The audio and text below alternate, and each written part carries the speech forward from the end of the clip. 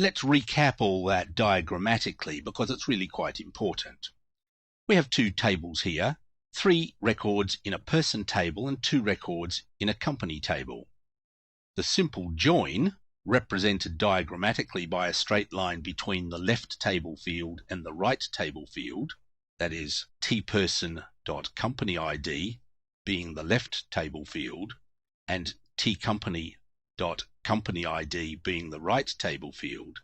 So join will list all of the records where a matching company ID in the person table is found to a matching company ID in the company table.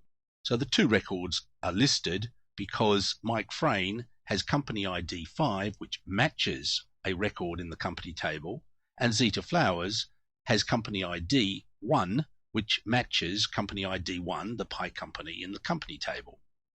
Kathy Arnott will not be listed because her company ID is either 0 or null and does not match any company ID in the company table.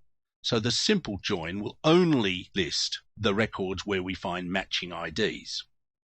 The left join, however, it's exactly the same except left join instead of just join, diagrammatically represented by an arrow from the right table to the left table, will represent all records in the left table, that is all records in the person table, and there they are, with nulls where there is no matching company ID in the company table.